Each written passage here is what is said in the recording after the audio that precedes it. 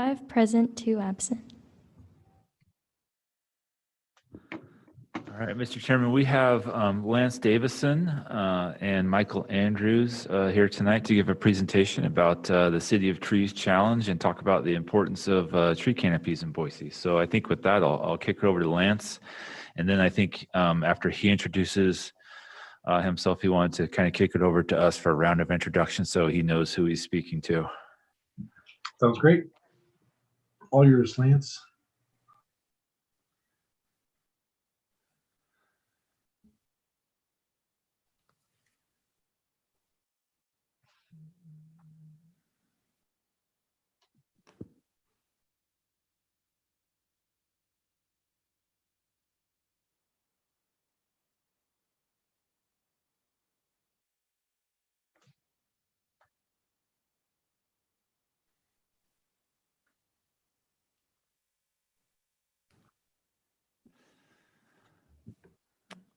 Hello.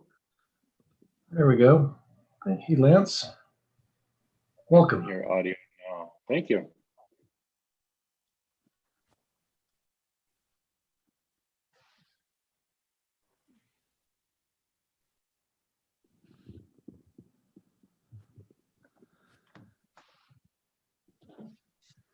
Okay, we should be, Lance, you want to go ahead and kind of kick it off, introduce yourself and the topic, and we can kind of send it around for introductions. Yeah. Sorry, I couldn't hear anything up until I just heard James talk. So you ready for me to kick into it? You bet. All Yes, right. please. Thank you all. Oh, sorry. Go ahead. Oh, go ahead. Please proceed. Thank you all for inviting me today. I got a chance to talk to the Planning and Zoning Commission a little while ago, and that was a great conversation. And our goal today here is just to have a conversation. I'm going to share a little bit about the work we do with the city and the perspectives that we've seen, but really it is an open dialogue. So the first thing I wanted to do is talk a little bit about the brief chat we'll have today and what I'm going to run through, and then we'll get into introductions so I can get to know all of you. So I'm going to talk a little bit about the public and private partnerships that we've developed here in Boise and all across the Treasure Valley that are having an impact. And then we're going to talk a little bit about the perspective of the living infrastructure that City of Boise particularly is doing a great job of building, the benefits that bring not only for the environment, but also for community health and well-being. And then we'll talk a bit about your design review process and how important that is in looking at what is happening today and how that creates a really resilient city for all into the future, and then have a bit of a conversation with you all. So that's what we'll do in this quick presentation. A little bit about me. We've been in Boise, it's surprising, for almost 10 years now, and it's amazing how much it's changed in those 10 years. I am owner and principal consultant for the Keystone Concept, and we do work all across the country in all kinds of stuff, environment, community engagement, planning.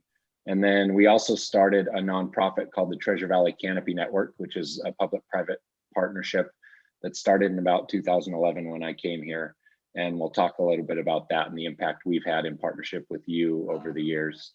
And then I have a really diverse background. I'm kind of a jack of all trades, master of none. A big reason we moved to Idaho was whitewater rafting. So we really love it here for our family. I have a 4-year-old son and a 16-year-old daughter, and we live in the North End. So let's go ahead and do a quick round of introductions of you all. And I think maybe Casey, if you want to start with staff, and then we could go around to the council members. Yes, so Casey, we talked about this. Thank you so much for coming today. So design review planner. Caitlin Manouge is on here as well as another design review planner. And then you've met and talked with Josh, who is our manager. And then, and Karen is here as well? Yes, Karen did make it over here. So also Karen with our comprehensive planning team. Excellent. And then Mike Andrews, your city forester, is here. And I think he might have to go here in a little bit. So if we have questions for Mike, we can get those up front. Mike works in the Parks Department and runs the Community Forestry Division. And we work really closely with several departments, but especially close with the Parks Department and Mike. So maybe let's go around from here. Thank you, Casey. And who's in council chambers as far as committee members?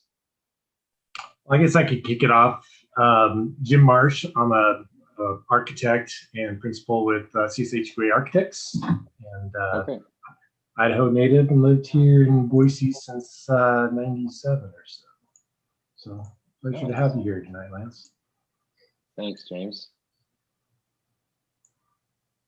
Lance, I'm Bob Talboy. I am an attorney here in town.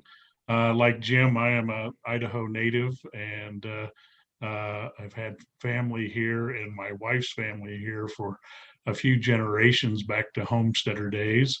And I've been on the committee, I think, for 2 terms. And so I've enjoyed it. As I told the old mayor, I'm not sure why you put a colorblind lawyer on with all these architects, but I've learned a lot, and I appreciate the patience of this group. So welcome, and nice to meet you. Wonderful. Thanks, Bob. It's good to have that diversity, though. You probably see things we don't. That's what I've been told that. Great. And it looks like some of you are in council chambers, some are in offices and things. So excellent. Thanks, Bob. How about council member Zabala is in chambers? Committee member Zabala? Yes. Yeah, Lance, I'm in a former life, I was an architect for 44 years, and then decided that retirement was probably a good thing for me in the world.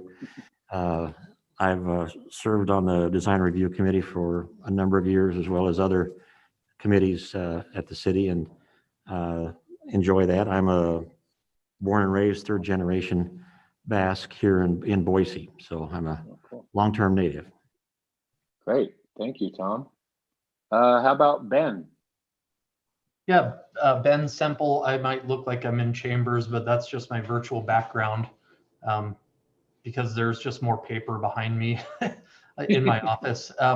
Local landscape architect here in Boise. I've actually worked with Mike Andrews with the forestry department on a couple different things, on some projects, saving some trees in right of way, just coordinating with them to make sure that some of the mature vegetation remains on some of the projects that I work on.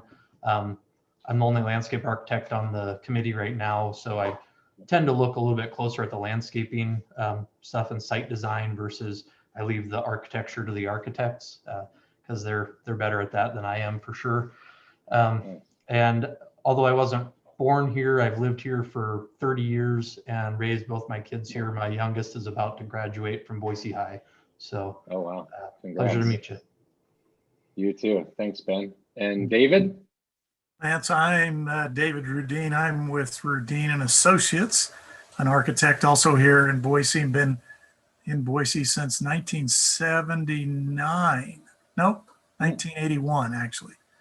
Got married in 79, so that's when my life changed. It does, doesn't it? And I'm an Idaho native and grew up in southeastern Idaho and went to school in northern Idaho, so we're familiar with a lot of parts of the state, but here called Boise home for quite a few years. Great. Thanks, David. And it looks like we don't have Jessica Aguilar or Dana Zuckerman today.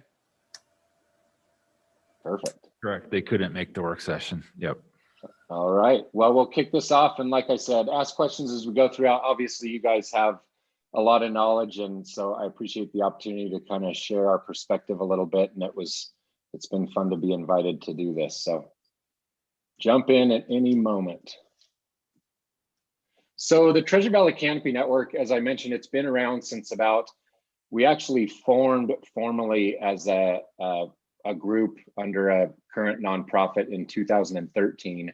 We started with an urban tree canopy assessment that was funded by Idaho Department of Lands, basically federal money coming into the valley to focus on learning more about the impacts of trees for air quality, water quality, stormwater, human health.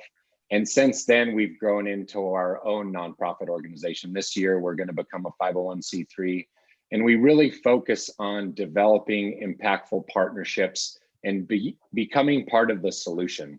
We're not your tree advocates that are chaining ourselves to a tree to make sure it doesn't come down. We're the problem solvers that you want to come when you need to take a tree down or when you need to plan for the right trees in the right place for the right reason. And so just a few of the things that we're doing right now, we have an urban heat study that we did with Portland State University. That's this map here in the middle. And we worked with the climate division to create this into a story map that you guys can see online. It really walks through the impacts of urban heat and the growing impacts of our changing climate and how we can integrate green space into that to make our city more livable. We partnered up with Council President Elaine Clegg on the City of Trees Challenge, and that's been a really great grassroots climate action initiative that will last over the next 10 years, and we'll talk about that a little bit. And we've also partnered up with local urban wood makers. As you know, in the North End especially, we have a lot of really large aging silver maples and other trees. And so there is a way that we can get those trees down in large chunks so that we can mill them up and make, here on the left, you see Heart of Timber's hat logo on a table that we made. And if you're interested in that table, let me know because we have it for sale.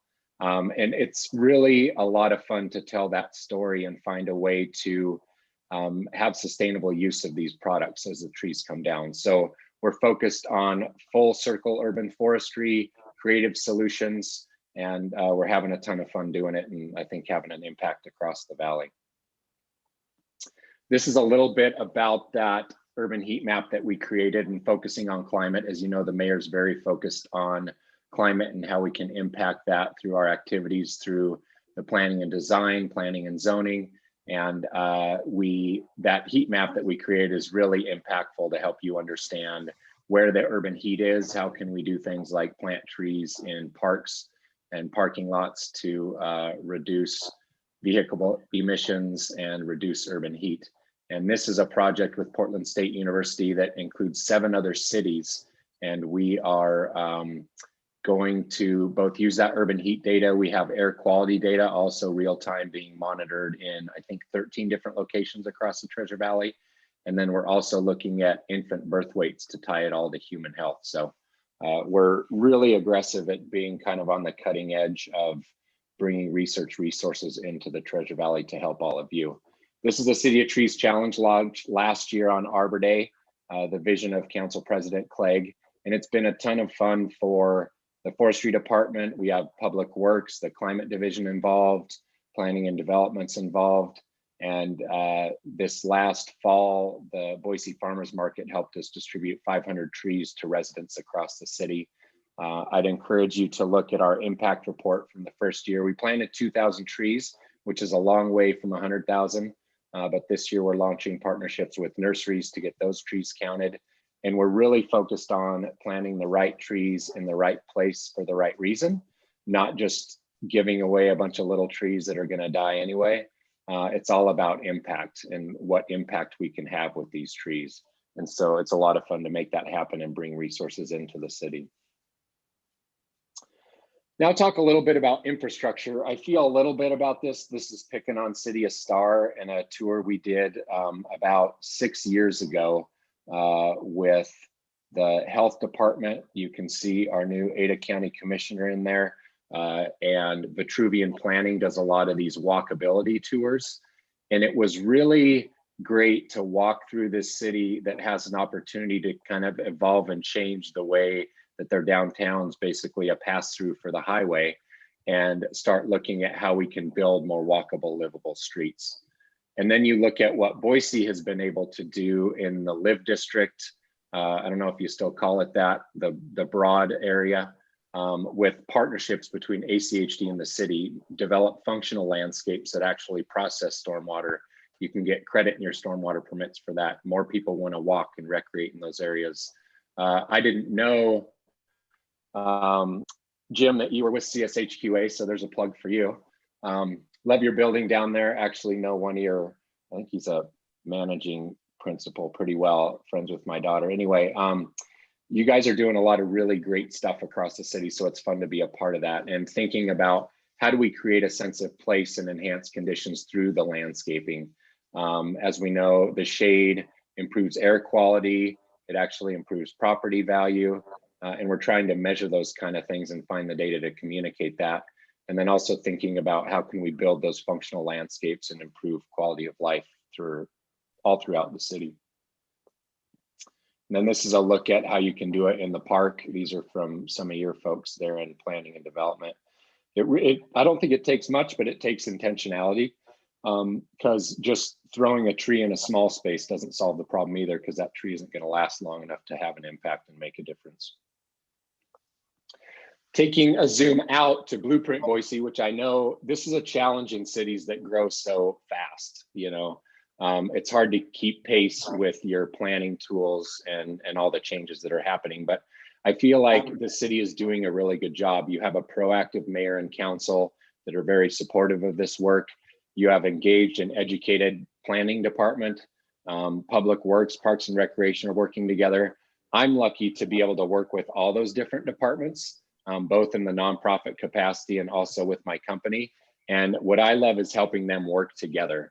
I'm sure you're all familiar with silos and the challenge that that brings. And the more that we can collaborate and work together and inform, for example, the City of Trees challenge work that we're doing, we're targeting areas to improve equity through tree planting. Well, the climate division is doing the same thing with the tools they're developing to focus their climate work. So we do a lot of cross collaboration, which I think it's a wonderful space for us to all live in and work in.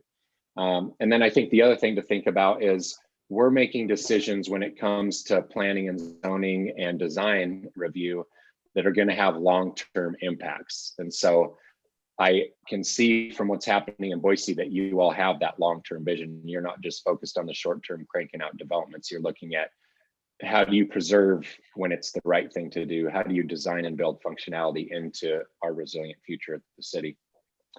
And then I looked a bit at your design standards, and living in the North End, I've had some experience with that. We have a 1904 home that has been under the process of remodel for the last 7 years that we've lived here. We're almost done, thank goodness. It's a labor of love.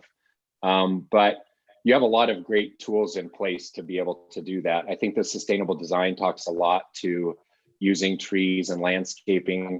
I like to think about not just the trees, it's that whole space that we're creating. It's the soil, it's the vertical, and it's what's on the ground. And so thinking about all that when you're designing that is important.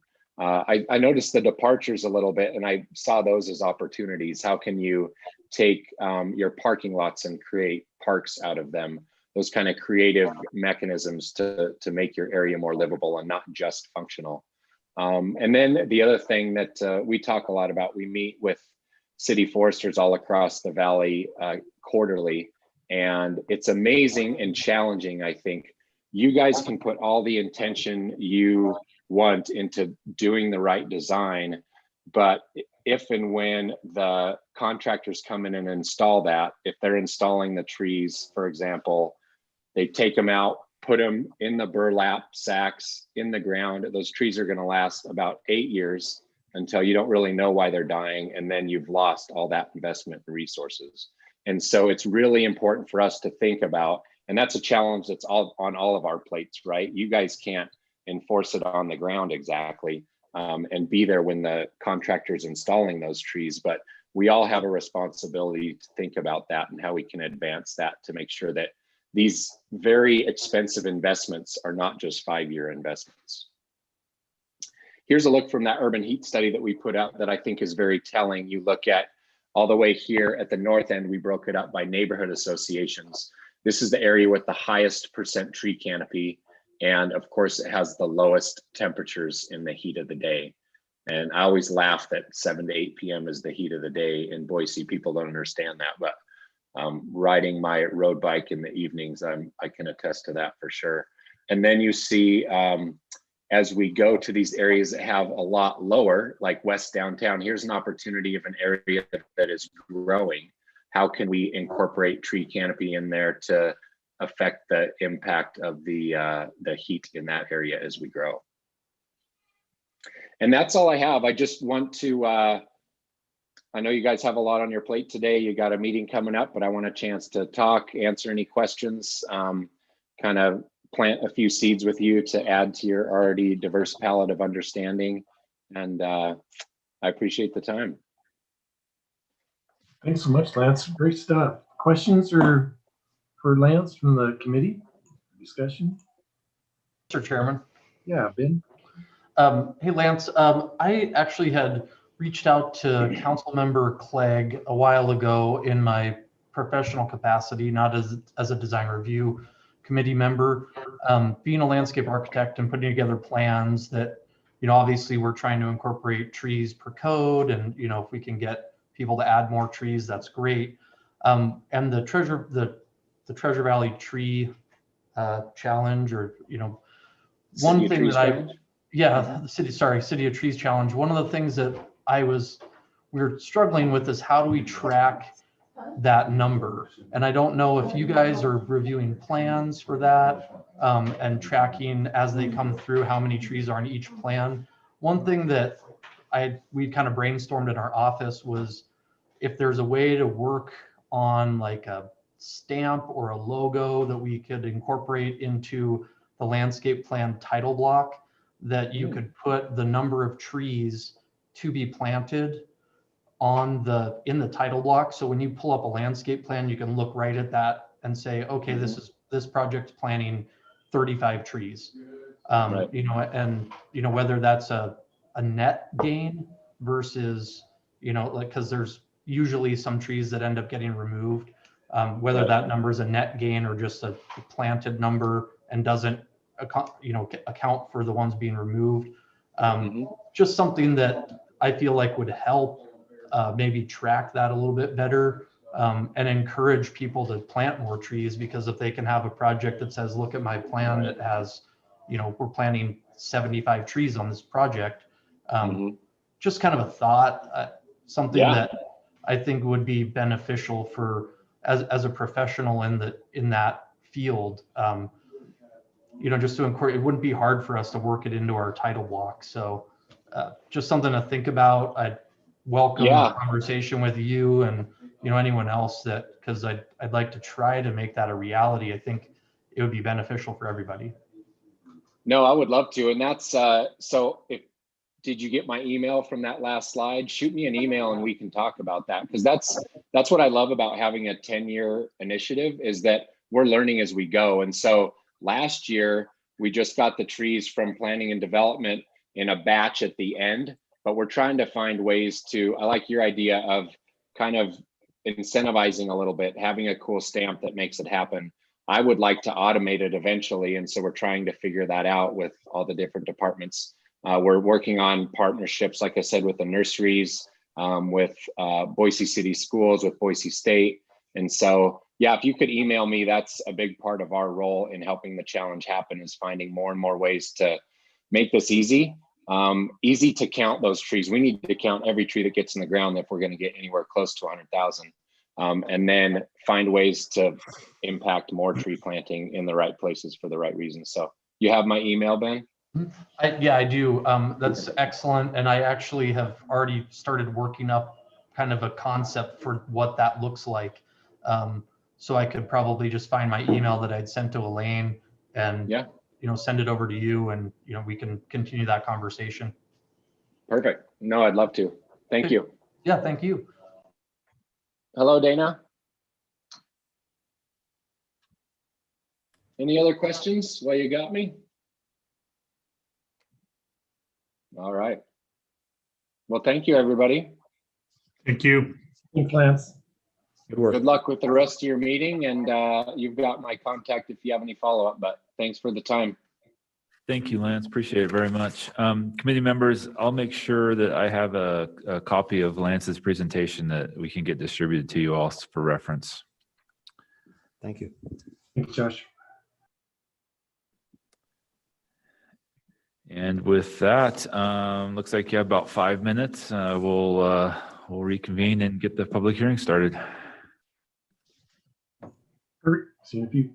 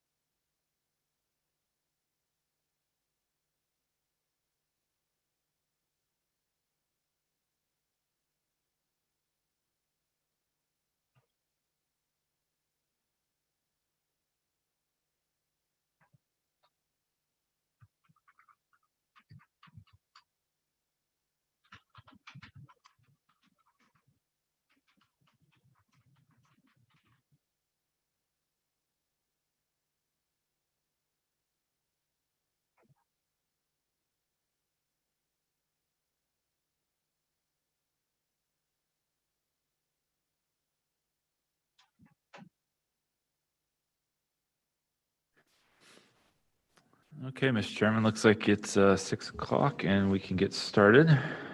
Good. And I will start with the preamble if that works. For me. Good evening and welcome to the Boise City Design Review Committee meeting. A few things to start out with for tonight's proceedings. Everyone from the public entering the hearing has been automatically muted and cannot speak. As the item you're interested in comes up for discussion, you will be called upon and unmuted. You will be promoted to panelist and will rejoin the meeting after a slight delay. There is a chat function in Zoom. This is not part of the record and should only be used if technical difficulties arise. If the chat function isn't available for you, you can email zoninginfo@cityofboise.org with any technical issues. Our procedures for public hearings begin with a presentation from the planning team. Then we'll go to the applicant and then the representative of the Registered Neighborhood Association if present, followed by questions from the commission. After that, we will proceed to public testimony, starting with those who signed up on the online sign-up sheet in advance, and then anyone who raises their hand virtually. If you're attending through your telephone, you can type in *9 to raise your hand. Each member of the public is allowed up to 3 minutes for testimony. We are strict with this time as it is limited in code. Finally, the applicant is allowed 5 minutes for rebuttal, after which the hearing will be closed and the commission will deliberate and render a decision. Tonight's agenda and proceedings will be almost the same as in-person hearings, except we might have a bit of a delay as we work through all this technology.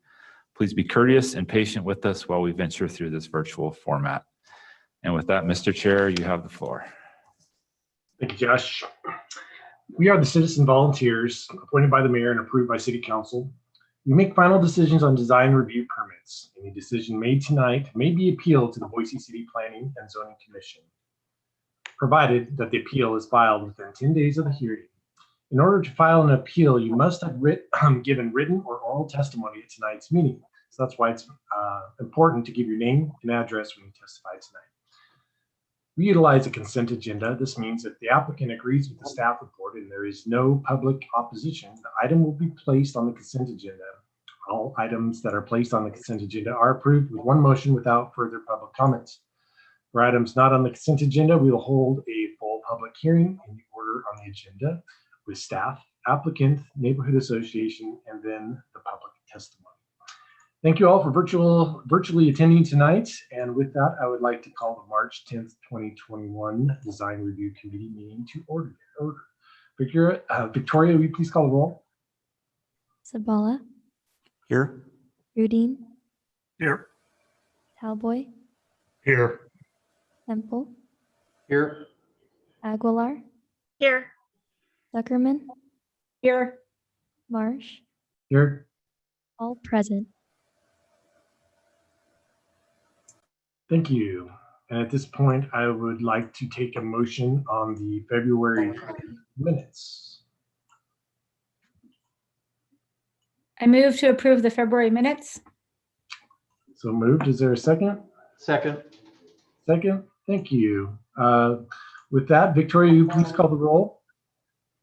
Sabala, Aye. Rudine, Aye. Talboy, Abstain as I was not present at the last meeting. Semple, Aye. Aguilar, Aye. Zuckerman, Aye. Marsh. I abstain as I was not present at the last meeting. Motion carries 5 in favor. Thank you. We have one item up for deferral tonight. This item is item number 1, ERH 21-0008. And the location is at 2850 West Fletcher Street for the construction of a new mixed-use development with 358 residential unit offices, commercial space, and structured parking in 3 buildings from 4 to 7 stories with associated site improvements on a property located in a 5DD zone. And this item is set to be deferred to the April 14th hearing. Is there any member of the audience or those online that cannot attend this meeting on April 14th who wish to speak on it at this time? If you do, please virtually raise your hand.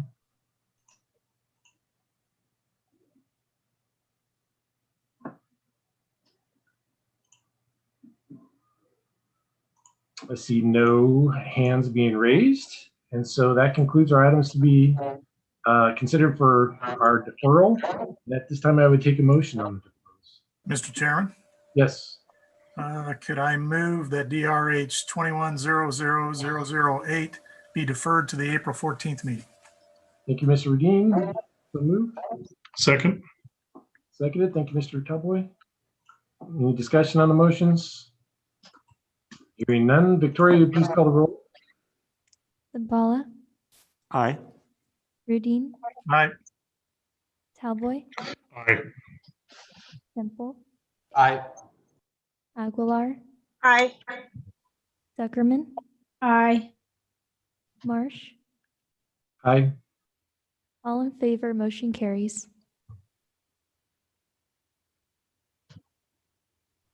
Thank you. We have one item to be considered for tonight's consent agenda. That's item number 2. Item number 2 is DRH 21-000034.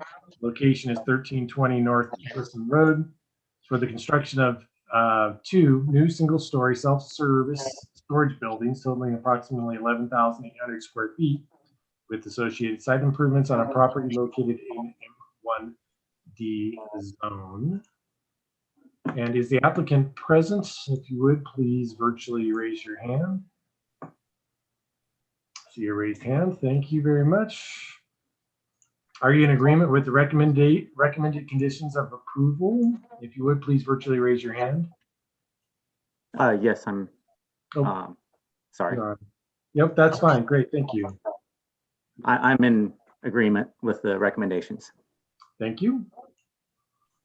Please let the record show the applicant is in agreement. And are there any members of the public wishing to testify in opposition to this item? If you do, please virtually raise your hand.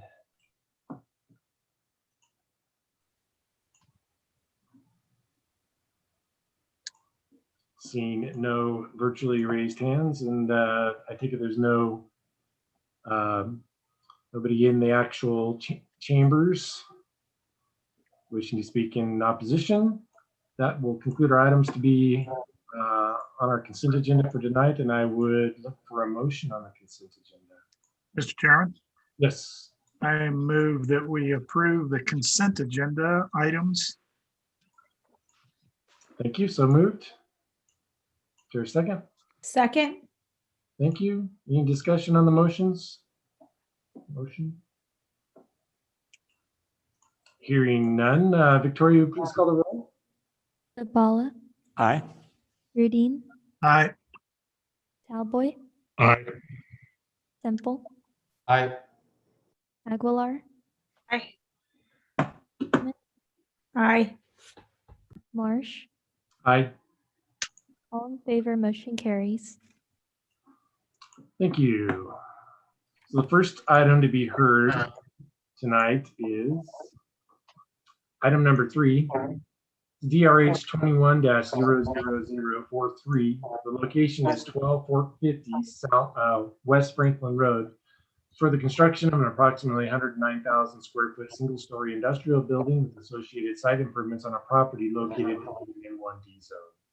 This time I'll turn it over to Casey for their presentation. All right. Good evening, Chairman Marsh, committee members. Again, we're talking about item number DRH 21-00043.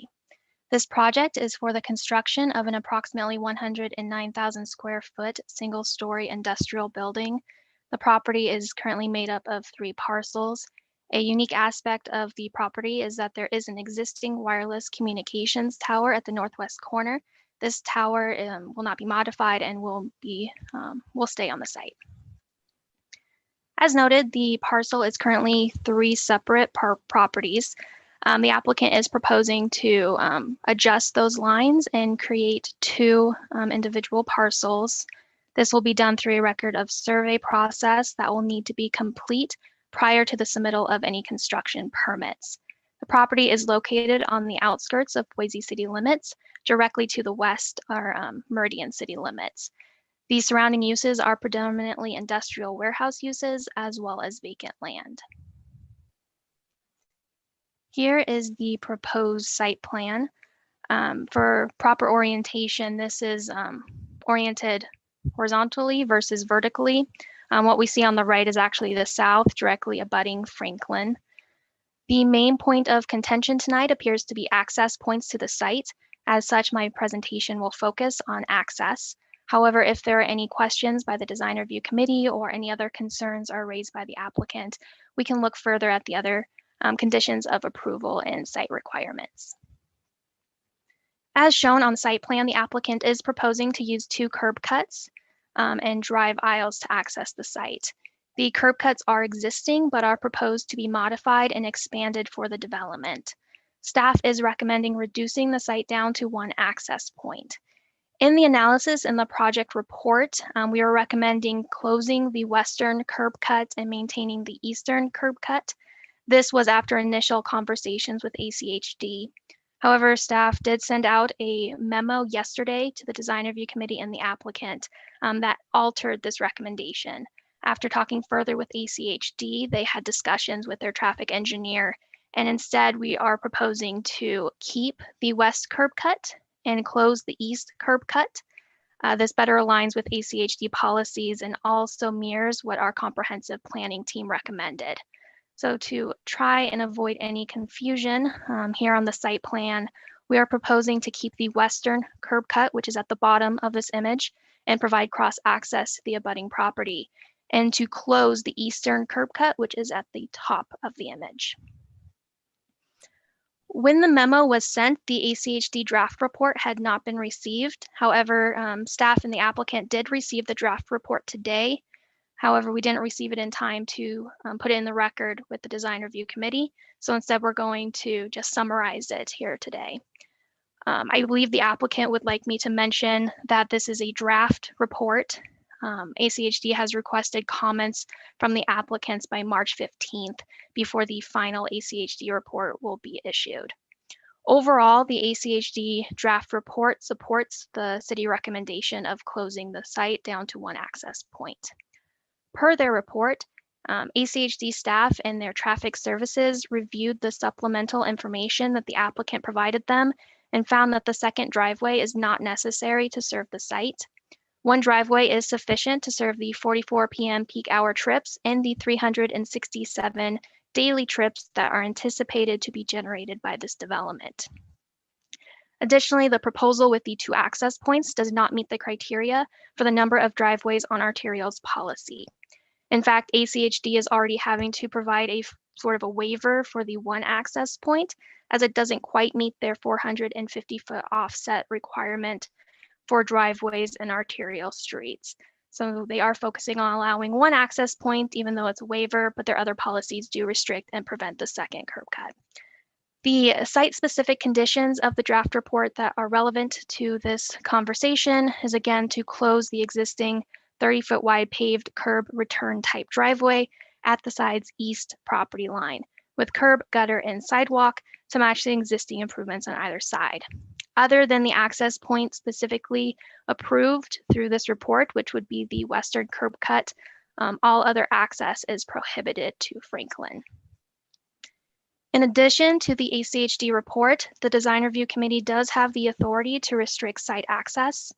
Per the Boise City Zoning Code, the purpose of the Design Review Committee is to ensure the general appearance of development is in compliance with the comprehensive plan, enhances important environmental features of the city and the physical characteristics of the land, and ensures the orderly and harmonious development of the community.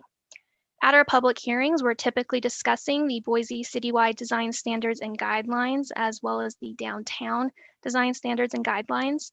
However, there are numerous policies that are reviewed and enforced through the design review process. Two of those policies, Blueprint Boise and the Transportation Action Plan, as outlined in the project report, specifically support reducing the site down to one access point. Again, as outlined in the project report, the applicant did provide some concerns with restricting the site. However, staff did not find justification to go against our design standards and guidelines, zoning code, and policies. And in addition to, again, to our design review role, ACHD also is recommending reducing the site down. With that, staff is recommending approval of DRH 21-00043 as recommended by staff and as modified in the memo dated March 9th, 2021. Again, this memo is allowing the access on the west of the property and closing the access on the east of the property. Alternatively, the design review committee may modify the recommended conditions of approval. We simply ask that the committee members provide findings to support their modifications. With that, I believe it best to turn it over to the applicant. I anticipate this item being more of a conversation, so I am available if the design review committee has any questions or if additional concerns are raised. Thank you. Thanks, Casey. And at this time, is the applicant present? If you would, please virtually raise your hand. We'll promote you to a panelist. And if you would, please just state your name and address for the record when you're able. Okay, just to make sure that my audio is working, can you hear me now? You can. Great. Pull this up. Also want to make sure I'm looking for the opportunity to share a screen here, and I'm not quite seeing that function. Mr. Sunderledge, just one moment. And Oh, sorry.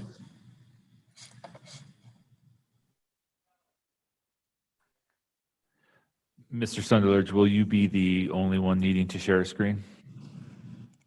Okay, there it is. Thank you. Let me make sure I get this up, and if everybody can see that, if you could let me know. That's it. Thank you. Great. Thank you. My name is Rob Sunderledge with Horrocks Engineers.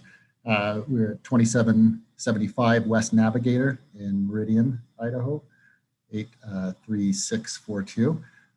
Just wanted to start expressing appreciation from our team in working with Ms. Downey and her efforts to create a thorough staff report, and we appreciate the review and addressing the concerns that exist on site, and wanted to state that in the essence of time, any of the conditions that were placed on the project, we don't really have any concerns with, and we feel like we can work through that. And so we are accepting of all the conditions, provided the one condition that Casey had brought up, condition 1, specifically C and E, which address the access into the site. And we'd like to focus our attention as far as our time on these access points, and wanted to also express the understanding that while we understand ACHD controls Franklin Road and access points, we certainly understand that the city has very much vested interest with Boise Blueprint and City Comprehensive Planning Committee and all those efforts that come into making access and street transportation mitigation efforts that are possible during development. And so we wanted to express that we will obviously be working with ACHD, but wanted to focus on the city's concerns at this point. And Casey brought up the points that we had made in the original application. And I think what we'd like to do at this point is just really take a broader view of the concerns that the city had with the maintenance of 2 access points. And again, we were appreciative of the analysis and looking at the west access point. You can see my cursor, this being the site. We're appreciative of the granting of the full access on that west access point, and with the understanding that this cross-access agreement between adjacent properties is a technique that's used with ACHD in the city to allow connectivity between the properties, the adjacent properties, and not require additional access points onto the main roadways, particularly the principal arterials, which the traffic movement is a critical piece to traffic flow in the area. I wanted to create this exhibit that color codes the surrounding areas, and each of these colors really represent a different owner and a different parcel for the surrounding area. And as we address how we'd like to approach this and how we'd like to appeal to the city on how we're considering these access points, looking at the total frontage that all these properties exist upon Franklin. And I also wanted to preempt this with a statement that we certainly understand that impacting other people's properties is not something that we are in the purview to do, but we ask that the city, as you look at as the site gets developed, this is something that you can consider as what the future could look like as a access management as these other properties develop in addition to our property. So again, our property focusing right here, we would still like to propose looking at access A and access B as full accesses due to the unique situation of the surrounding area and the parcels that abut the Franklin Road and are adjacent to our project. We feel like there's really an opportunity to implement the same thought process for the access consolidation and cross-access easements on adjacent properties, applying that to the east access as well, that could provide an improved access condition along Franklin for this east half of the site.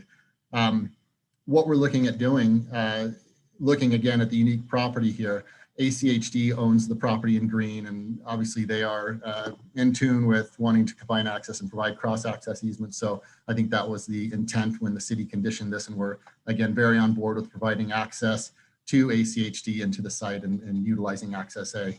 We also feel like that same principle can be applied to the east access with the property in yellow and the property in orange, the property in orange being owned by Idaho Power. With the yellow property, and this was actually the original condition of the city, that if this access were to remain open, that we would provide a cross-access easement to the yellow parcel, which we would intend to do.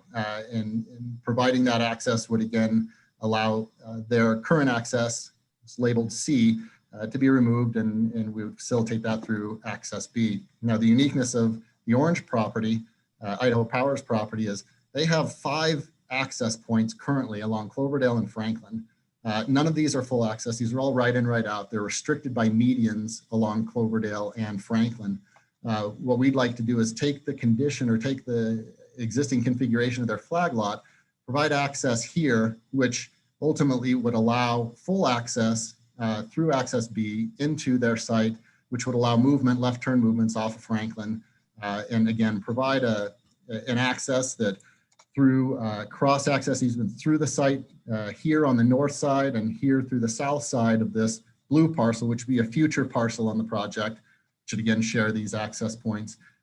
We believe that this really meets the intent of what the city's policy is of taking all the property frontages and all of these adjacent parcels and working together to provide cross-access easement and consolidating them into 2 access points that can serve essentially about 1,500 feet of frontage along Franklin Road and consolidating potentially seven access points into 2 access points.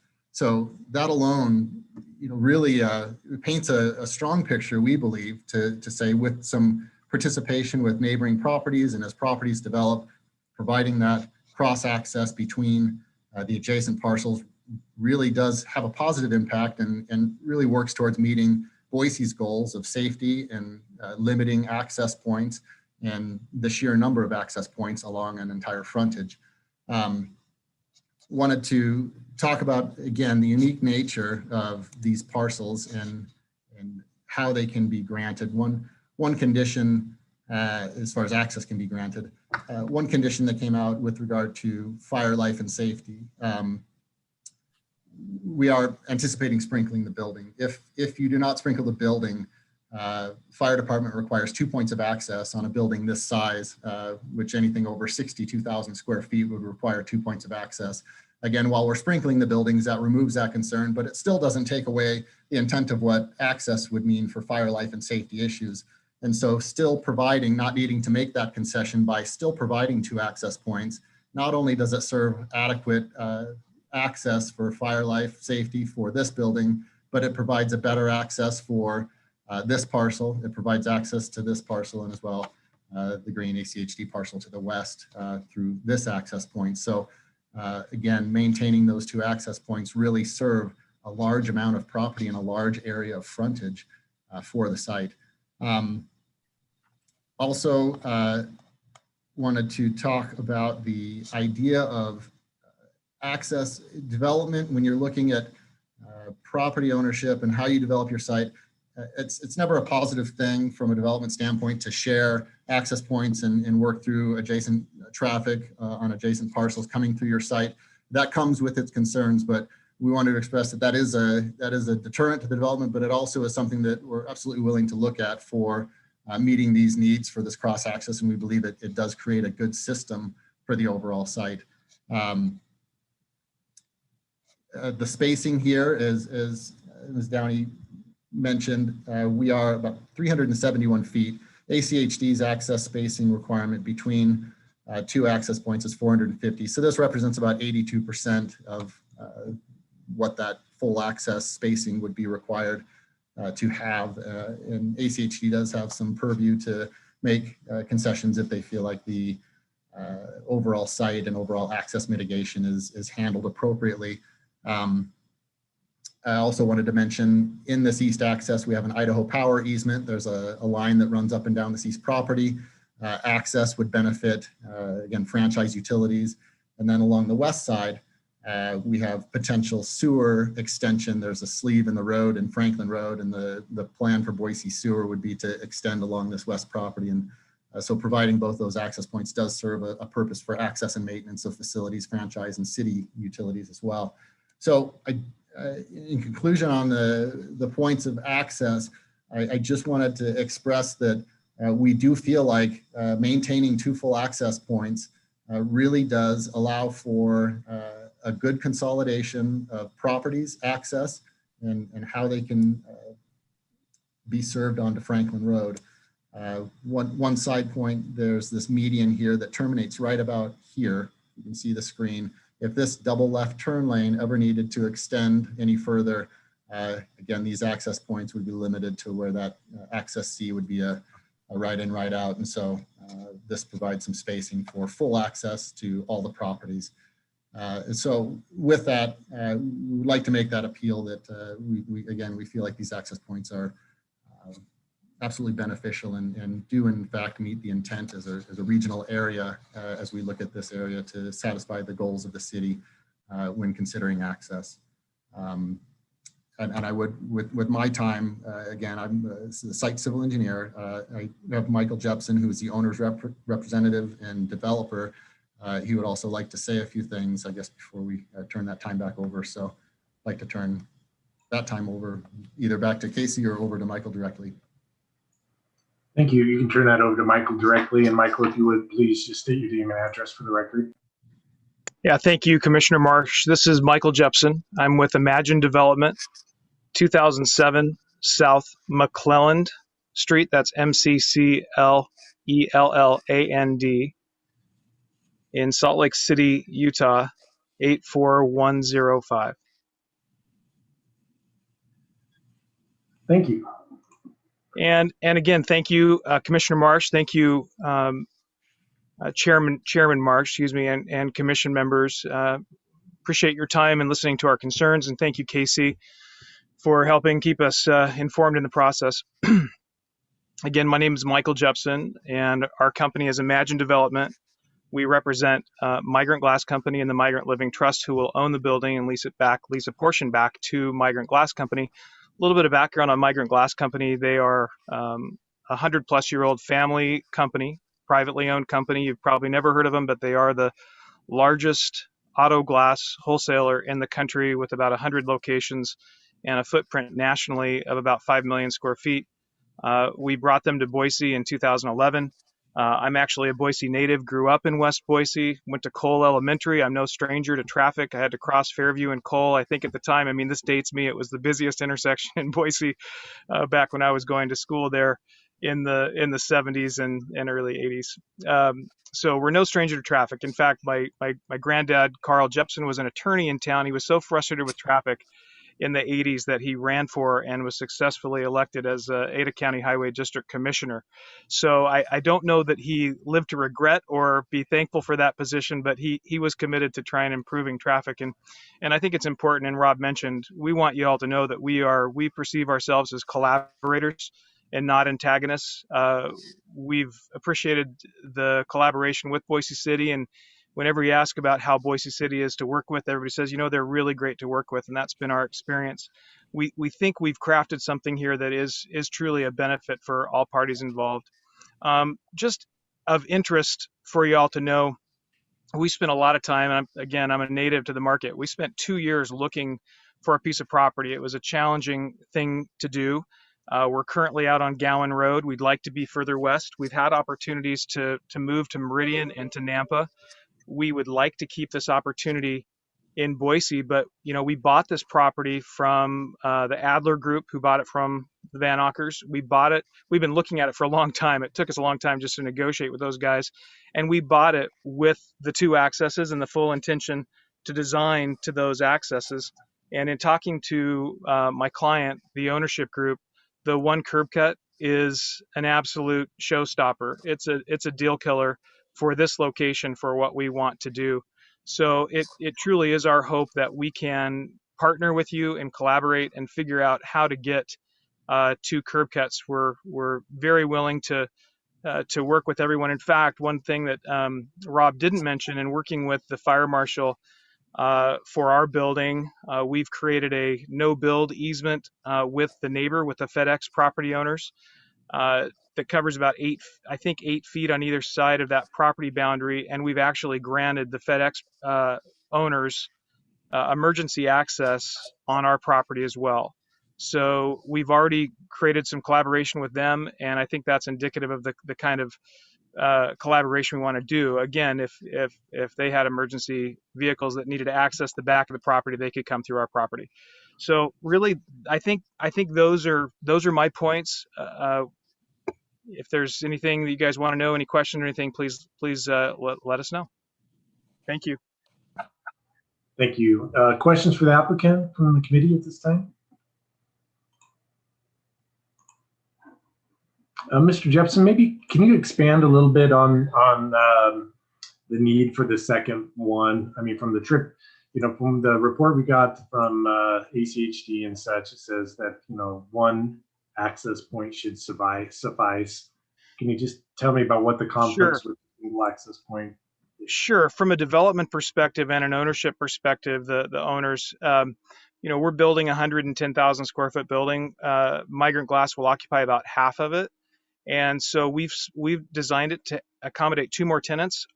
This tenant, Migrant Glass, really doesn't have that much traffic in terms of industrial traffic. I'm a 30-year veteran commercial real estate broker, industrial broker in Salt Lake City.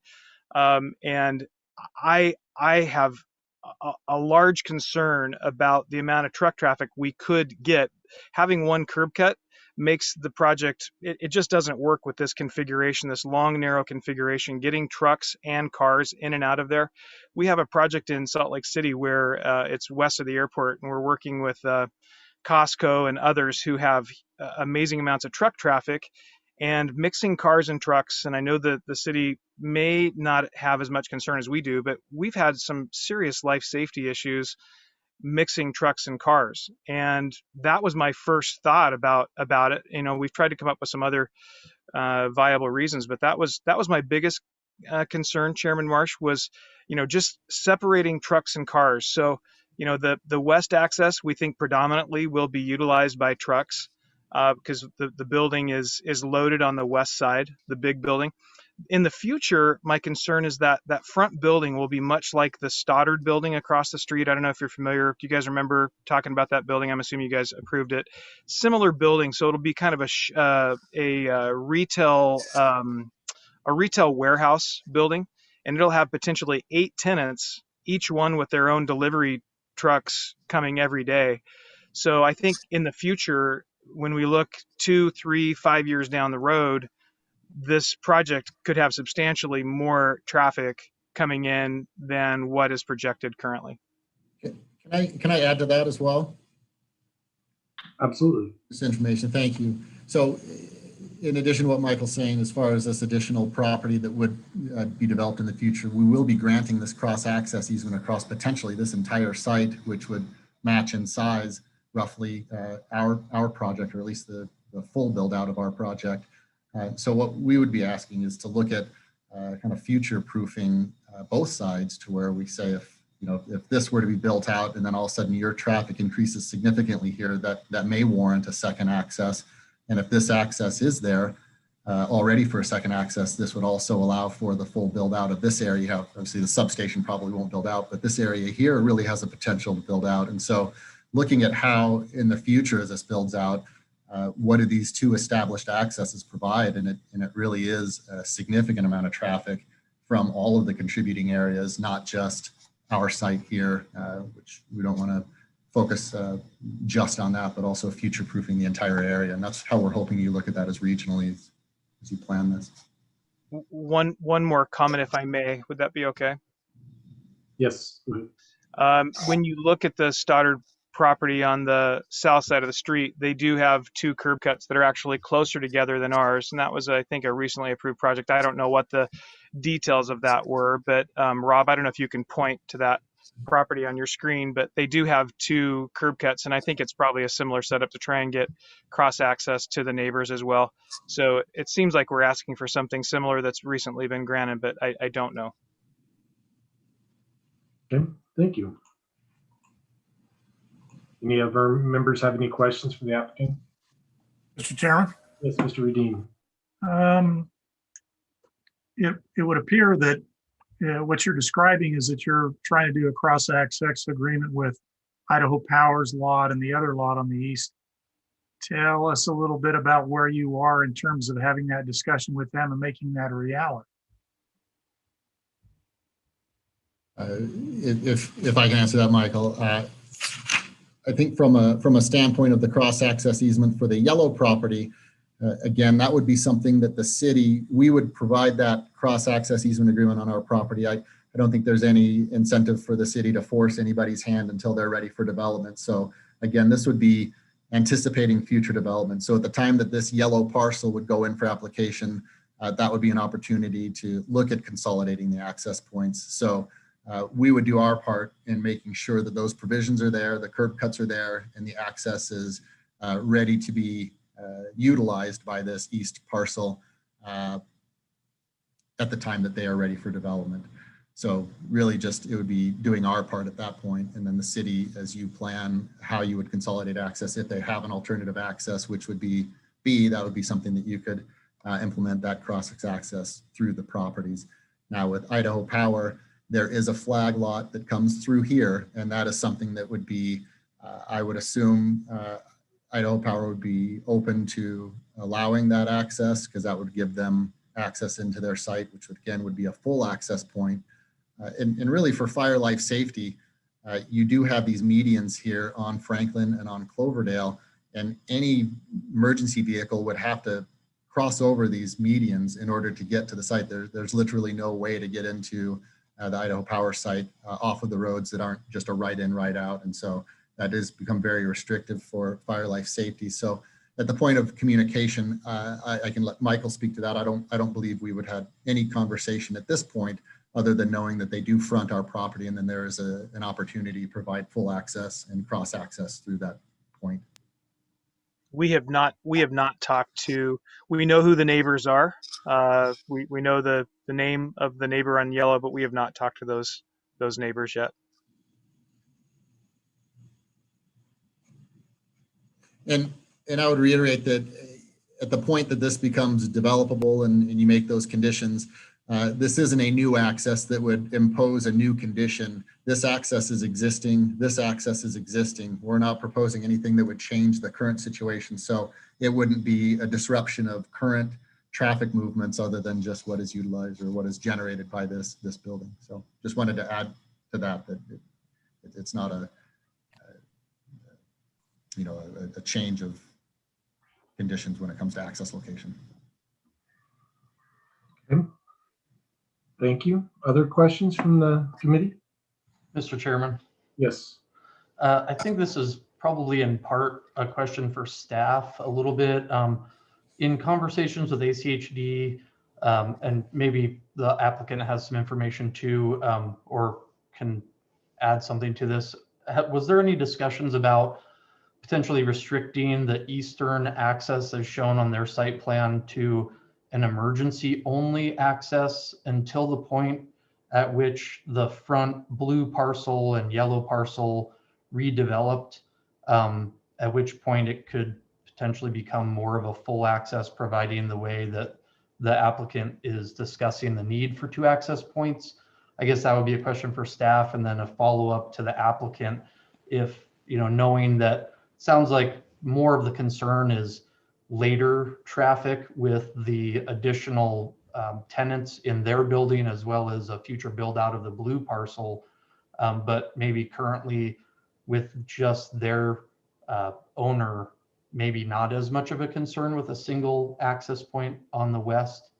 I can clarify that question if anybody needs that too. Chairman Marsh, Committee Member Semple, I think I understand your question. So there wasn't any explicit conversation between staff and ACHD about restricting that access to emergency only. This proposal wasn't presented to staff. I'm unaware if it was presented to ACHD. So on that later, if the committee would like staff commentary on this proposal, we can get into that. But as for the question at hand, it was not a point of discussion. With there being, as noted by the applicant, with there being access with the FedEx building to the east, there is not a need for a separate emergency access. And we wouldn't necessarily want to plan a second potential access when there are so many kind of what ifs in the air, because it would need to be built to meet a full drive access, which isn't quite how we design emergency access points. Thank you.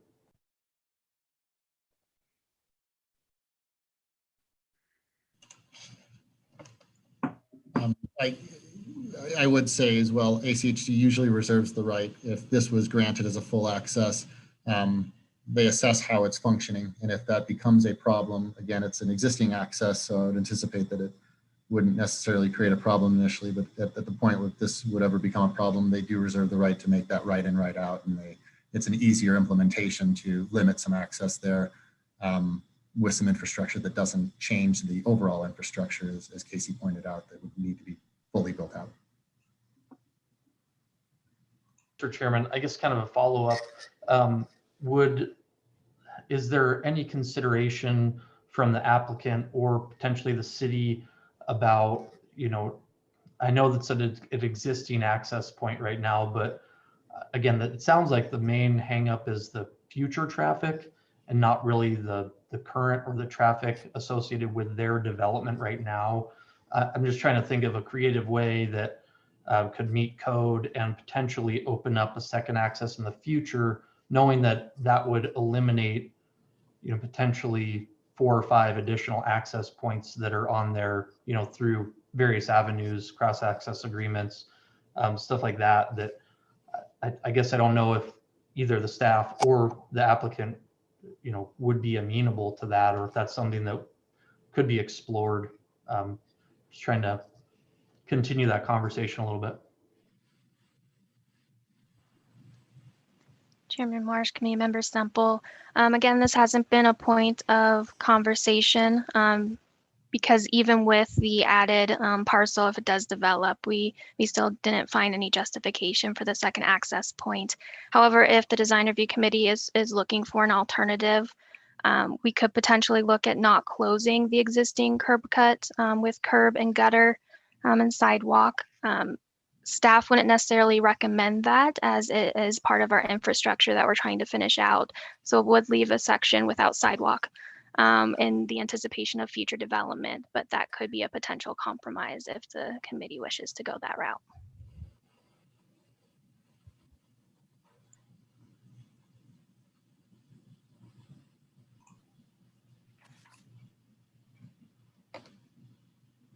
Casey, could you maybe elaborate on the recommendation of that condition? Is that more because it is just in line with ACHD, or did the city have other concerns on the spacing or numbers of accesses?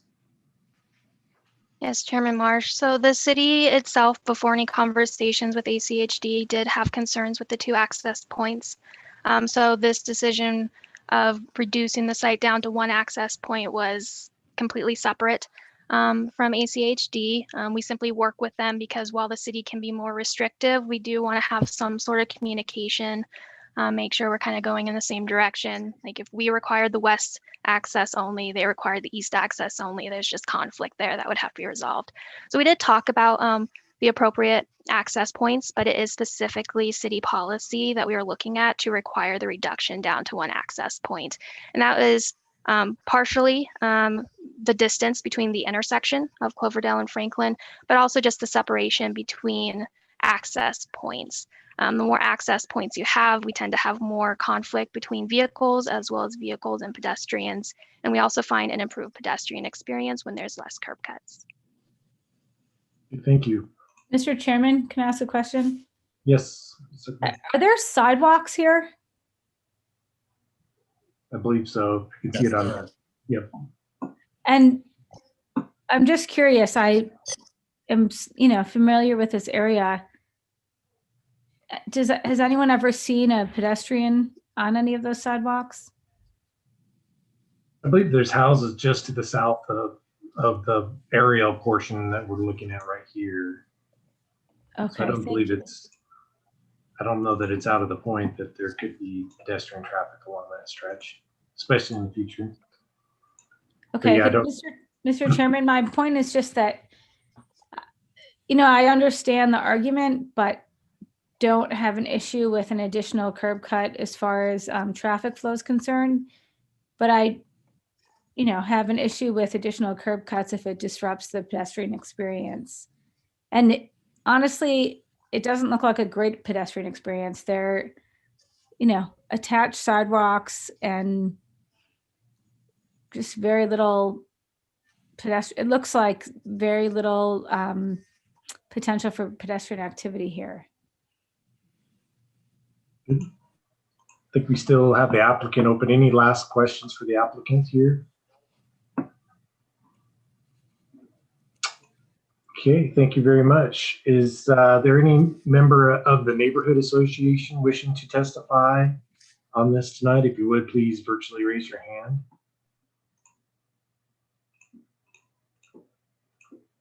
Doesn't appear to be anybody from the neighborhood association. Is there any other member of the public that wishes to testify on this item tonight? If you would, please virtually raise your hand.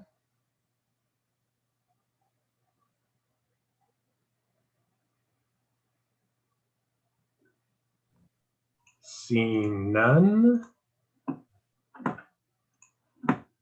Is there any last statements by the applicant that you'd like to address before we close the public portion of the testimony and bring it back to the committee for discussion? No, thank you. All right, and with that, we will close the public portion of the testimony and bring it back to the committee for discussion and a motion.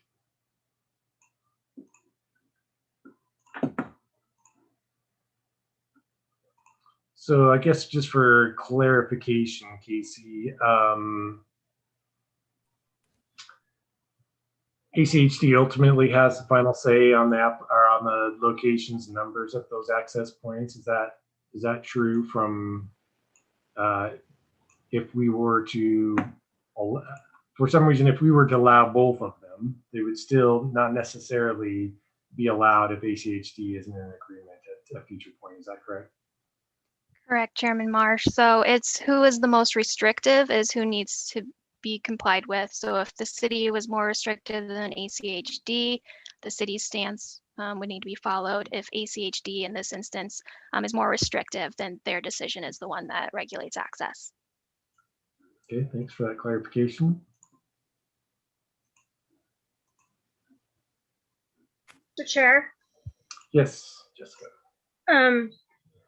I support the staff report on this situation. I empathize with the developer, but there's a couple things we should be thinking about.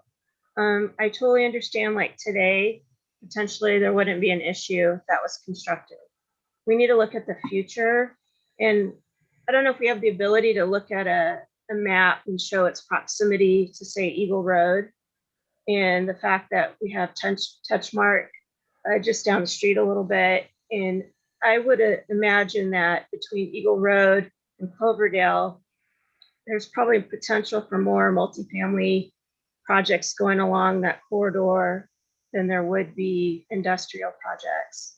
The other thing that if you were to look at a current image, and I believe the applicant showed one briefly, is the development across the street with the 2 curb cuts. I don't recall our time reviewing that project, but regardless, their existing curb cuts are in conflict with the proposed or the existing curb cuts, and I see conflicts there. And I think the traffic on Franklin Road is really busy. Whenever the interstate shuts down for whatever reason, we have all that traffic that diverts to Franklin. And I agree that we need to minimize curb cuts when we can, because it's just going to create more traffic conflicts down the road. You know, the applicant made mention of Cole and Fairview area. And if you're familiar with Fairview between Cole and Orchard, there's just a ton of curb cuts. And I think that's probably the busiest street in terms of accidents, both pedestrian and vehicle. So there's been a big push along that corridor when new development comes to close curb cuts. So I think we'd be setting a bad precedent here. And I think we need to support the current policy and the staff recommendations. Thank you. Thank you. Mr. Chairman. Yeah, Mr. Simple. Yeah, I think that, I mean, personally, I'm kind of looking at the future also. And when I'm looking at the 2 on the corner, and I know that there's the Idaho Power substation, and, you know, that's not likely to redevelop into anything of high density or high usage. I just don't see where, and I know there's not really any other curb cuts shown, and nor can we project how far, you know, to the west another curb cut comes in. Just trying to make sure that, you know, we're not creating a situation where we end up with too few curb cuts in the future. Because if we have a lot of industrial, or maybe it is some multifamily gets built here, we don't know what City of Meridian is going to be doing in the future. And it does appear that they're just to the west a little bit of here, if not immediately west of the parcel to the west of the subject parcels. I guess I'm just trying to get my head around where we're going to have, where there's another access point that meets ACHD's separation policy and provides adequate access in and out. You know, I do agree that we need to support the staff of, you know, their analysis of the project, and they're working with ACHD and determining what is best for the future. Just want to continue the conversation, make sure that the restrictive nature of a single point isn't going to create more conflict in the future versus, you know, potentially having a second one, you know, as the site develops, where they're showing a second one. So was just my point to try to get a conversation going. But yeah, I agree that the staff has done a great job at analyzing this and working with ACHD to create, you know, the vision for the future development of this corridor, which is kind of an unknown at this point.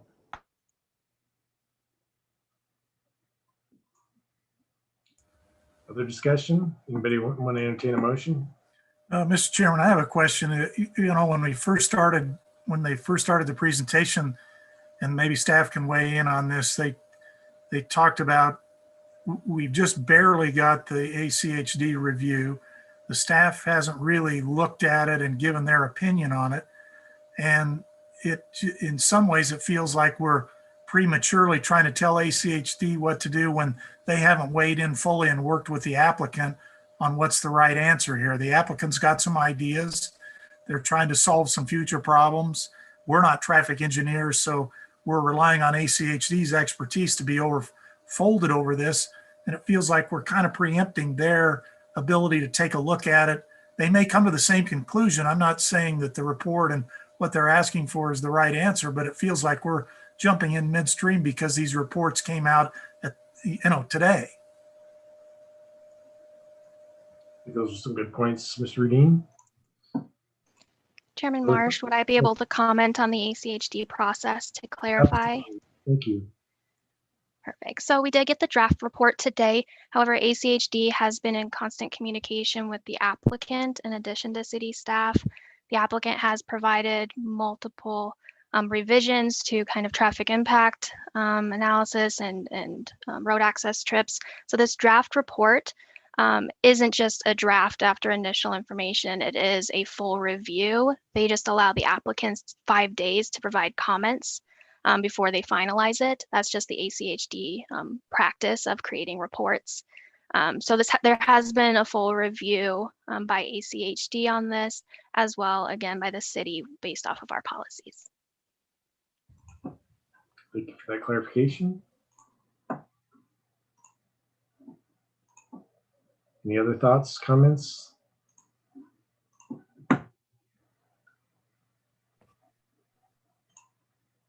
Yeah, unfortunately, I wish there's a way to get a common access on one of those adjoining lots that could be developed at the same time to kind of solve this for this particular location, especially since, as stated, the separation is 80% of the requirement at this particular location.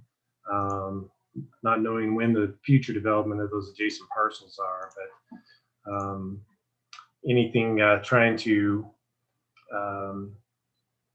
force that hand, kind of some of the comments that Mr. Simple brought up seem like they'd be fairly complicated to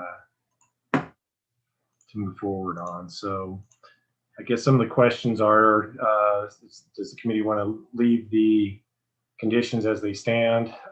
They could potentially modify the condition and leave it more in ACHD's review, or make any other suggestions. So, Mr. Chairman. Yes. I don't know. I mean, I don't have anything to modify any conditions, but considering that ACHD is talking about restricting it to a single point, they own both parcels immediately to the west. So I guess in the interim, if they have an access out of there, you would think that there's a potential to create a current cross access there with ACHD to provide the 2 points of access potentially and develop it, in the future. Just as a comment, maybe that's a path for the applicant to take rather than abandoning their plan on this property because of the single condition. Just kind of an idea.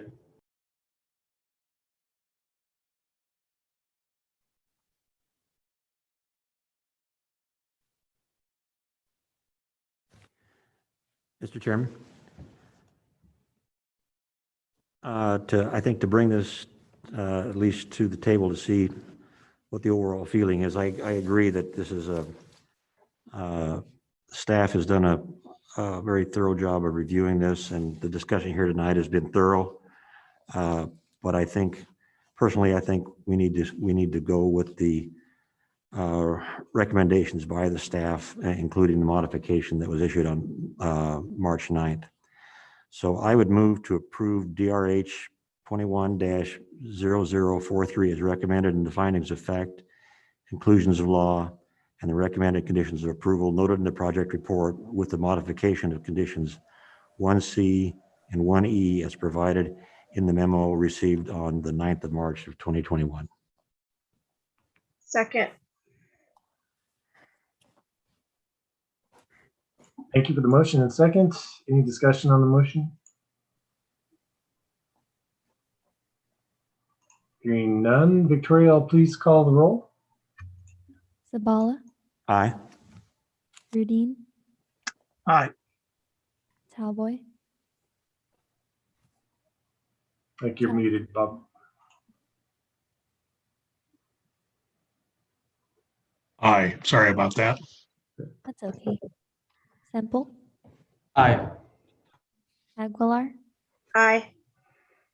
Zuckerman, Aye. Marsh. Aye. All in favor, motion carries. Thank you. Next item to be heard tonight. Oops, sorry. Excuse me. Next item to be heard tonight is item number 4. It's CDA 20-00059. The location is 101 South Capitol Boulevard. The variance to exceed the maximum background area for a proposed wall signs in a C5 GDC zone. At this time, I would turn it over to Caitlin. Thank you, Mr. Chairman and committee members. This is a request for a sign variance to exceed the maximum background area in the Capitol Boulevard Special Design District overlay. So the Design Review Committee will be forwarding their recommendation to the Planning and Zoning Commission, who make the decision on the application.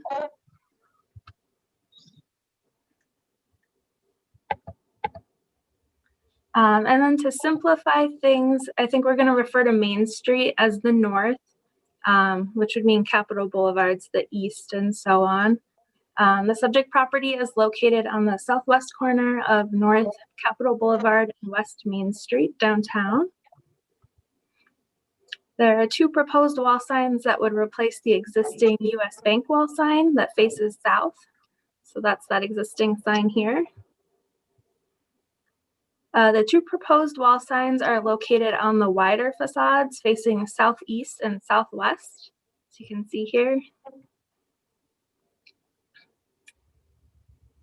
According to our records, the existing sign was approved at 329 square feet in 1998. And it was approved based on being smaller than the existing sign that was on the building at the time. And then the 2 proposed signs are each 570 square feet for a total of 1,140 square feet. So that exceeds our maximum 65 square feet per sign allowed in the Capitol Boulevard Special Design District. And the proposed sign is updated to align with the company's current branding. So it has a linear format instead of the current stacked format. The US Bank letters are approximately 10 feet tall. The red logo cabinet is approximately 13 feet tall, and the sign is approximately 52 feet wide. And both the current sign and the proposed sign would be illuminated. So here is the Capitol Boulevard Special Design District overlay. It extends 1 block on either side of Capitol Boulevard. And we do have additional sign criteria within the overlay, and this ensures that signage does not detract from the Capitol Boulevard district. So 1 wall sign up to 65 square feet is allowed per street frontage. So for this building, that would allow 165 square foot building wall sign along Main Street and 1 along Capitol Boulevard. Instead, the applicant is proposing each wall sign to be 570 square feet, and they have 1 facing southeast at an angle towards Capitol Boulevard and the other facing southwest toward the Grove Plaza. The variance criteria require identification of a hardship or exceptional circumstance that is not generally applicable in the district, and the finding that the variance will not be in conflict with the comprehensive plan or affect a change in zoning, and that granting the variance will not be materially detrimental to other property owners. Additionally, a sign variance cannot be applied to a prohibited sign, and other non-conforming signs in the district cannot be used to justify a special circumstance. So the applicant has identified their hardship or exceptional circumstances to be the large size of the building and the need for building identification and visibility. And the applicant did provide some photos showing their limited visibility currently from the east and west and how those new signs would enhance that visibility. So from the southeast corner of 6th and Front, you can kind of see the existing sign, and then where their circle is, that's where you'd see the proposed sign. And then from the southwest corner of Myrtle and 11th, where their circle there is where the other sign would be visible from. And then staff does not find that the large size of the building is unique to this building, as there are many large buildings in downtown. They were existing at the time the 65 square foot max sign area was enacted. Similarly, most building signs do have limited visibility downtown, and the applicant hasn't demonstrated a hardship unique to this site. The existing sign is visible when traveling down the corridor, so you can view it from the Boise Depot, and then as you get closer to downtown as well. And then staff finds that the approval of a variance to allow a larger sign would conflict with the comprehensive plan, as it takes away from the pedestrian environment and that view that we wish to protect down the Capitol Boulevard corridor. So staff is recommending the Design Review Committee forward a recommendation of denial to the Planning and Zoning Commission, as the variance approval criteria have not been demonstrated to have been met. Alternatively, the committee can approve the signs as proposed with findings for how the variance criteria are being met, or recommend approval with additional conditions. And I believe the applicant team does have a presentation they would like to share, but I would like to note, I saw the presentation previously, and they are showing a backing panel that was not part of the application, so we cannot review that as part of the application at this point. And that's not something we could approve. Thanks, Caitlin. Is the applicant present? If you would please virtually raise your hand. And if Mr. Baker, if you get Josh, you can elevate him to a panelist. And when you have a moment, if you would please state your name and address for the record.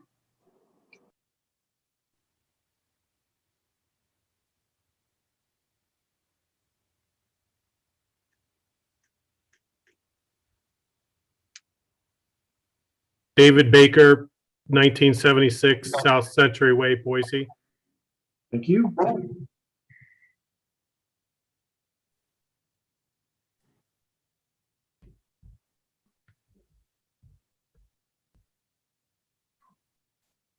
Mr. Baker, did you have a presentation you were sharing as well? Yes, at this time, I'd like to defer to Jennifer Harper and the team at US Bank. Okay. Good. Jennifer, if you would please state your name and address for the record when you're able.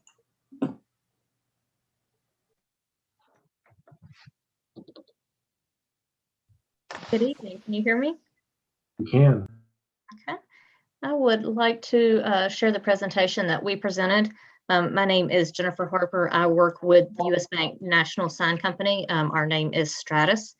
We are primarily located, our headquarters is in Mentor, Ohio.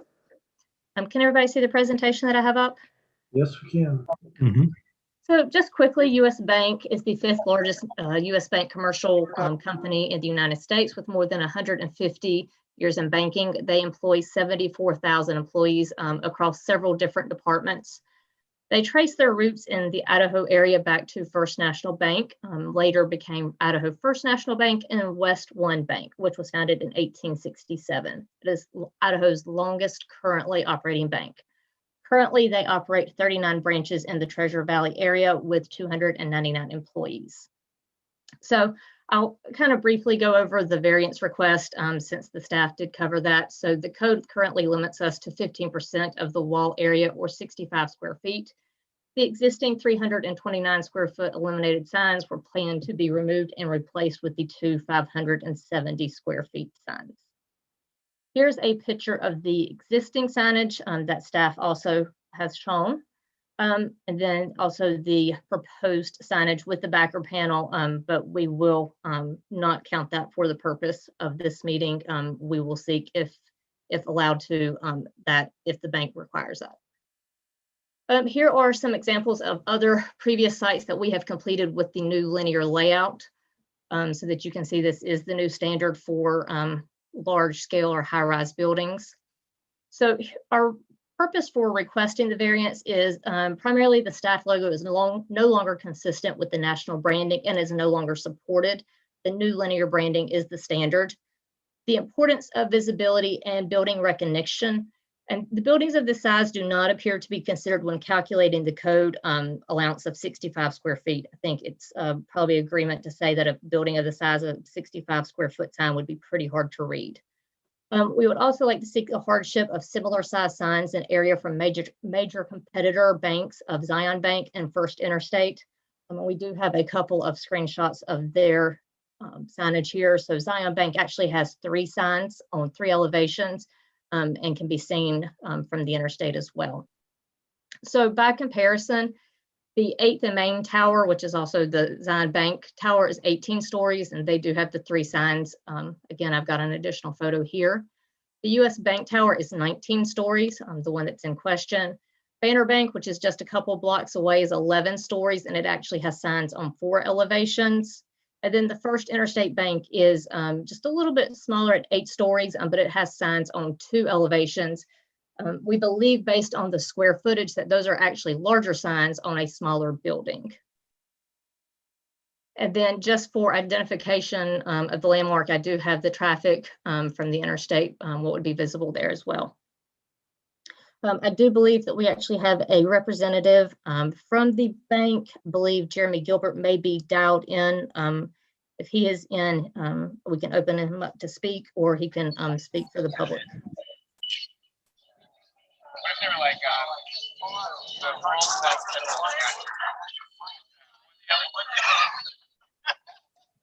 Yeah, I don't. Hello, this is. Yep, Jeremy. I guess I see your hand raised. If Josh can put him in as a panelist.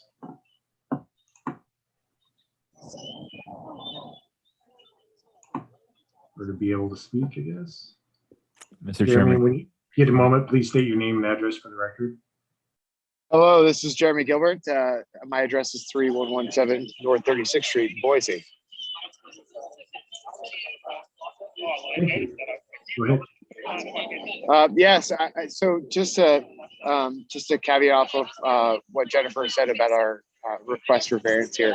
What we're seeking is to have a variance to be competitive with the other banks in Boise. As you saw in the presentation, our tower is taller than most buildings in Boise. Our signs are smaller, and we are looking to bring our branding up to standard with other banks or other towers within the national market.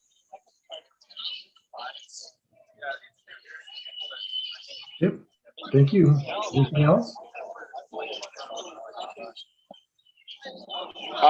Just a comment on the owners of the buildings have approved our signage to be in brand compliance with other buildings that they manage inside the Boise market, and that we are looking for the support of this council and city of Boise in general.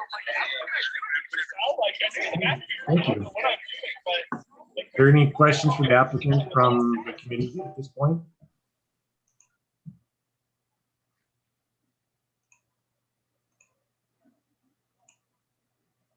Mr. Chairman, I'll stop sharing my screen now if there's no questions. Great. Thank you. Thank you. With no questions, is there any member of a neighborhood association that would like to speak tonight? If you would, please virtually raise your hand.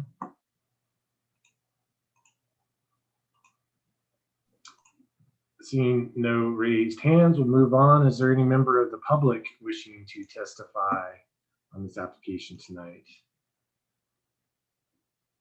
If you would, please virtually raise your hand.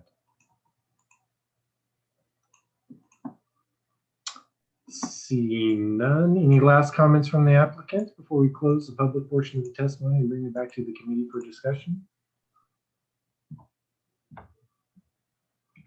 No additional comments from me. Dave, if there's any comments from you, I'll leave that up to you. No additional comments from me. So with that, we will close the public portion of the testimony and bring it back to the committee for discussion and a motion. So, comments on the application? I know we've had similar discussions concerning this area before and size of signs. And, Mr. Chair, yes. can we see the map of the corridor, Capitol Corridor overlay again? Yeah, Casey, Committee member Marsh, I will bring that up. Thank you. Yeah, I believe all of the examples they showed, including Zion, and they were all outside of those. Yeah, Zion's one block just off the side of the corridor. First Interstate was on the Pioneer area, which is outside of the corridor. Banner Bank's outside of that corridor. So basically, it's a block either side of the Capitol Boulevard piece. Caitlin, can you kind of bring back up the kind of the description of kind of the non-clutter, you know, the purpose of the corridor piece as well?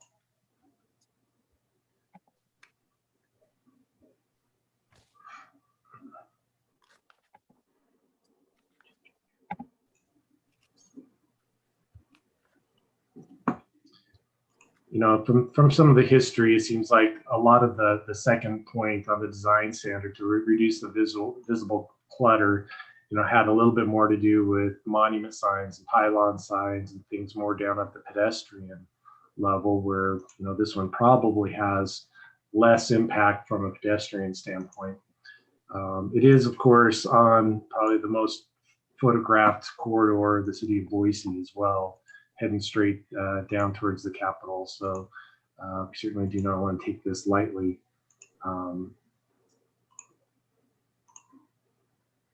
Thoughts, comments from the rest of the committee? Mr. Chairman? Yes, Mr. Zavala. I think I'm in agreement with staff's recommendation on this. As we look at their staff report, the approval criteria for variances under item the double I guess it's called.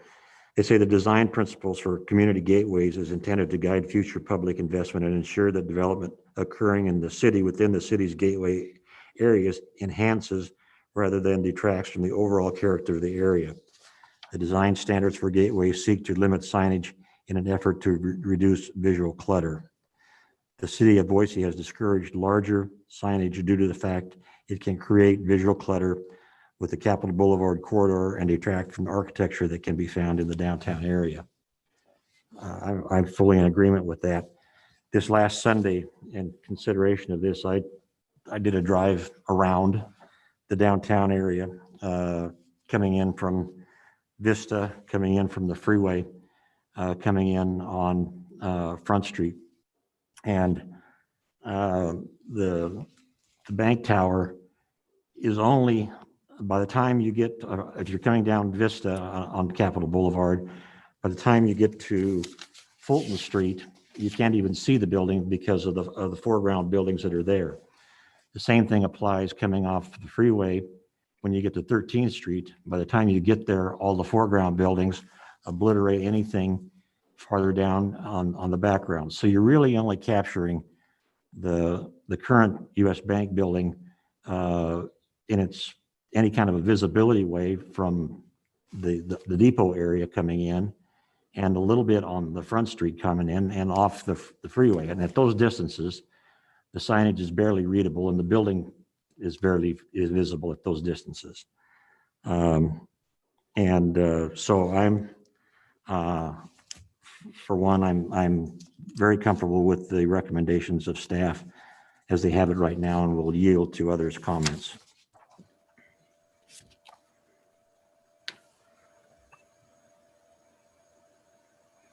Mr. Chairman? Yes.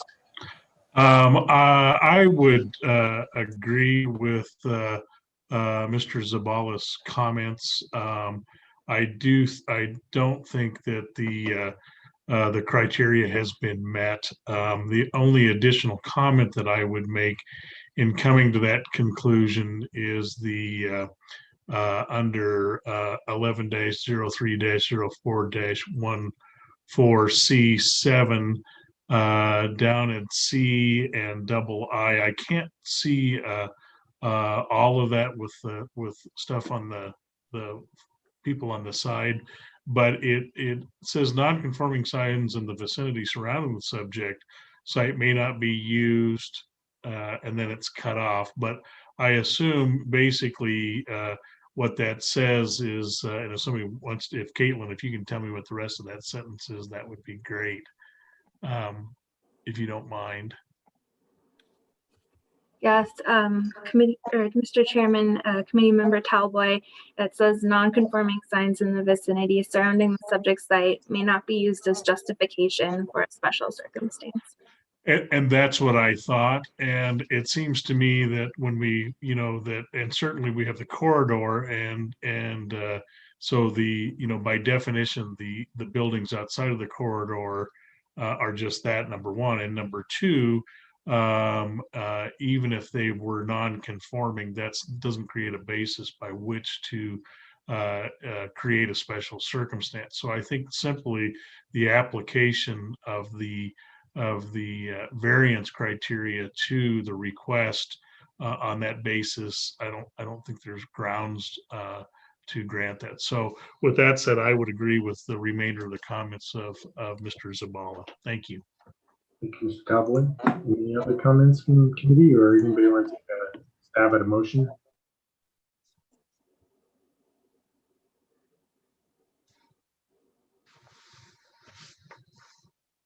Oh, Mr. Chairman, are you looking for a motion? Yes, please. Thank you. Mr.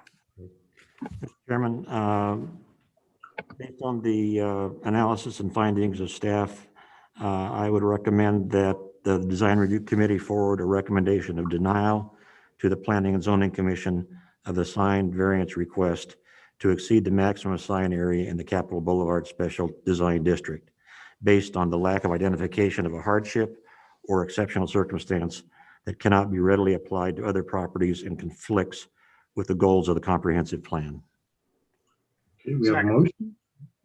That was the second. Who seconded that? I did, David. Oh, thank you, Mr. Dean. Any discussion on this motion? Mr. Chairman, Yes, Mr. Zuckerman. we had a discussion, I'm sorry, I don't remember when it was, about 6 months ago, maybe 9 months ago, on a similar sign for Key Bank. And I thought that given that these signs are in the core of downtown on very tall buildings, that a larger sign looked more appropriate than a smaller sign. And I agree with that in this case as well. The signs start to look dinky, and as larger buildings are built, maybe there's, this is the opportunity to revisit the sign ordinance. But I have no issue with the variance. Okay, thank you for your comments. I do believe we kind of looked at that, and I think there needs to be maybe some further discussion at some point in time on our sign ordinance on this, but I do believe some of them were, if they're kind of facing pedestrian traffic on the north-south versus east-west traffic as well, and proximity and heights to other buildings, which I think was part of the variance on the Key Bank, was the adjacent buildings and having some blocked visibility as well. So where this doesn't seem to be the case for this particular project, but any other thoughts or comments before we call the roll? Sure, Mr. Chairman, I have one more thing to share. When they showed the image of looking down Capitol Boulevard, the unique design of that building, what you end up with looking down Capitol Boulevard is two of their signs staring right at you. And it just seems like, okay, even one of those signs is larger than what the ordinance would say, and we could have a debate on whether that should be there. But because of the angle of the building, we get to see both of those coming down Capitol Boulevard, and that's distressing to me. Okay, good points. Mr. Chairman? Yes. I see Mr. Rudin's point. Would it work if we suggested that they approval of one sign of that size?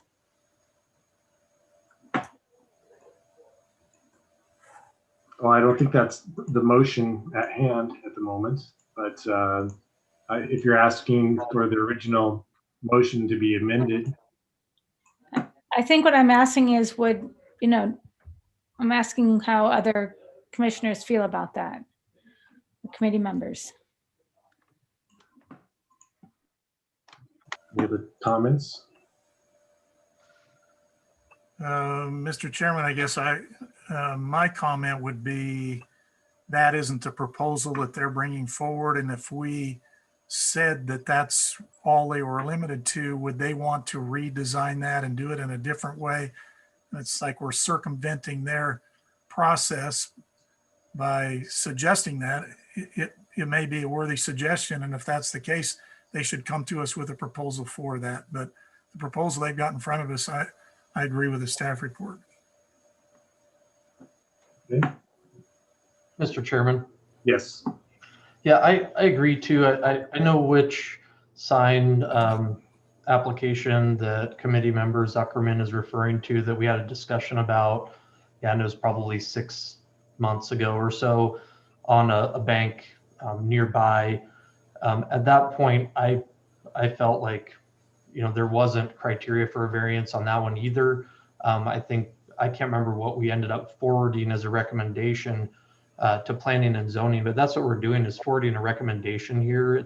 We're not making that decision right now. So ultimately, planning and zoning could approve the signs as they have them designed. I feel like if they do get denied, there is an opportunity for them to return with an alternative design, at which point we could take that up again and have that conversation when we have more detail about if there even was an alternative design application that was submitted. I'm in agreement with the other committee members that it doesn't appear that there is a justification for a variance in this case either. And so I'll be supporting the motion. Any other last comments from the committee members? Hearing none, Victoria, will you please call the roll? Sabala, Aye. Rudine, Aye. Talboy, Aye. Semple, Aye. Aguilar, Aye. Zuckerman, No. Marsh. Aye.